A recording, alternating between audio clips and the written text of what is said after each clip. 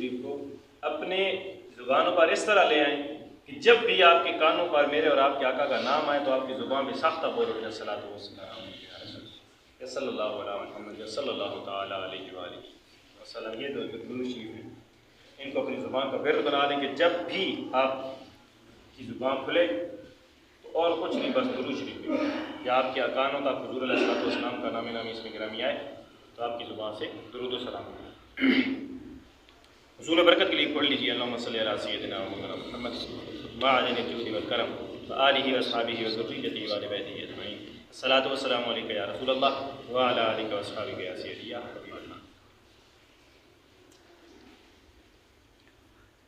نبی رحمت شفیع امت صلی اللہ تعالیٰ علیہ وسلم کا فرمان ہے، فرمایا لو تعلمون ما اعلم لضحکتم قلیلا ولبکیتم کثیرا.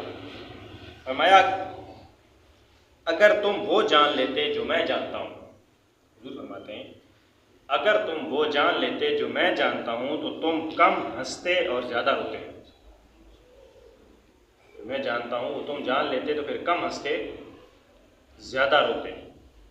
حضرت اللہ بن عمر رضی اللہ تعالیٰ عنہما سے پوچھا گیا کہ رسول اللہ صلی اللہ تعالیٰ علیہ وسلم کے صحابہ ہنستے تھے؟ فرمایا ہاں، ان کے دلوں میں ایمان پہاڑ سے زیادہ مضبوط تھا. ہنسنا اور ہے، مسکرانا اور ہے، ہنسنا اور ہے، کہکا لگانا اور ہے. اس ہنسنے کی بھی طریقے ہیں. دیکھیں اتنی آواز نماز کی حالت میں اگر آپ اتنی آواز سے ہنسیں کہ آپ کے اپنے کانوں تک آواز چلے گی تو آپ کی نماز ٹوٹ جائے گی. اور اگر آپ اتنا ہنسیں اتنی آواز سے کہ آپ کی آواز دوسرے ساتھ والے کھڑے ہوئے بندے کے کانوں تک چلی جائے تو آپ کی نماز اور وضو دونوں ٹوٹ جائیں گے. شریع مسئلہ بھی نہیں میرا کہ ساتھ اس کے آگے کہ نماز میں کھڑے ہیں آپ، بعض کا ایسا کوئی عمل ہو جاتا ہے تو آپ اگر اتنے آواز سے ہنسے کہ آپ کے اپنے کانوں تک آواز چلی گئی تو آپ کی نماز ٹوٹ جائے گی. اور اگر ساتھ والے کے کان تک آواز چلی گئی یا آپ اونچی آواز سے ہنس پڑے تو پھر آپ کی نماز بھی ٹوٹی اور وضو بھی نئے سرے سے آپ کو دوبارہ وضو کرنا پڑے.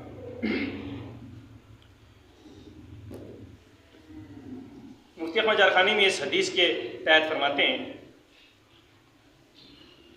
یعنی یہ آپ نے سنا ہوگا کہ زیادہ ہنسنا دل کو مردہ کرتا ہے. اس نے سوچا ہوگا کہ صحابہ کرام کبھی نہ ہنستے ہوں کیونکہ وہ حضرات تو زندہ دل تھے، پھر انہیں ہنسی سے کیا تعلق. تو سیدنا ابن عمر کے ہاں میں جواب دینے کا مقصد یہ ہے کہ ہنسنا حرام نہیں حلال ہے، لیکن وہ حضرات جو صحابہ کرام وہ ہنسی نہ ہنستے تھے جو دل مردہ کرے، بلکہ وہ اس طرح ہنستے تھے کہ ساتھ والے کے چہرے پر بھی مسکراہٹ آ جائے، یعنی دل کو شگفتہ یا تر و تازہ رکھے اور سامنے والوں کو بھی شگفتہ یعنی تر و تازہ کرتے. صحابہ وہ ہنسی ہنسا کرتے تھے. میرے اور آپ کی ہنسی اور ہوتی ہے. ہم کسی کا مذاق، ایک ہوتا ہے مذاق کرنا، ایک ہوتا ہے مذاق اڑانا، دونوں میں فرق ہے، یہ ذہن میں رکھیں. ایک ہوتا ہے مذاق کرنا، مذاق کرنا اور ہے، مذاق اڑانا اور ہے. ہم بعض اوقات کسی کے ساتھ 3-4 بندے بیٹھے کہ مذاق اڑا کے ہنس رہے ہوتے ہیں، ہو سکتا ہے وہ آپ کے سامنے ہنس رہا ہو لیکن اس کے دل پہ یہ بات تیر کی طرح لگی ہو اور اس کا دل دکھا ہو. یاد رکھیں مومن کا دل دکھانے کے بارے میرے اور آپ کے آقا نے کیا فرمایا؟ فرمایا کعبۃ اللہ شریف کے غلاف شریف کو پکڑ کر، غلاف شریف کو پکڑ کر حضور نے فرمایا تھا، فرمایا تیری حرمت کعبہ بڑی ہے، لوگ تیری طرف منہ کر کے عبادت کرتے ہیں، یہ تیری بڑی حرمت ہے. تیرے ساتھ جو تیرے وہ کیا کہتے ہیں چکر کاٹ لے، تجھے دیکھ لے طواف، اللہ تبارک و تعالیٰ اس کے گناہوں کو معاف کر دے گا، تیری بڑی حرمت ہے. لیکن یہ ذہن میں رکھنا کہ تیری حرمت کم ہے، کسی مسلمان کا دل دکھا دینا یہ بڑا گناہ ہے. یعنی کوئی بابا کی بے حرمتی کر دے یہ کم گناہ ہے، کسی مسلمان کا دل دکھا دینا یہ بڑا گناہ ہے.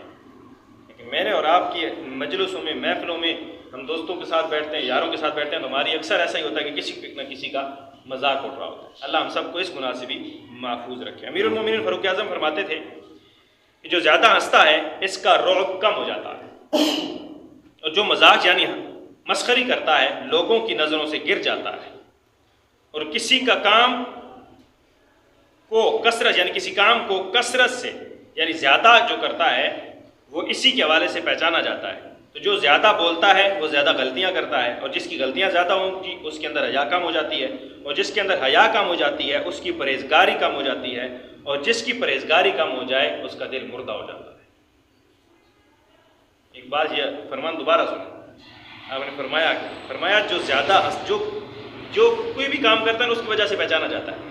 اب جو زیادہ فرماتے ہیں بولتا ہے تو وہ زیادہ غلطیاں کرتا ہے، اور جو زیادہ غلطیاں کرتا ہے اس کے اندر حیا کم ہو جاتی ہے، اور جس کے اندر حیا کم ہو جاتی ہے اس کی پرہیزگاری میں کمی آ جاتی ہے، اور جو بندے جس کے اندر پرہیزگاری کم ہو جائے اس کا دل مردہ ہو جاتا ہے، اس کا دل مردہ ہو جاتا ہے۔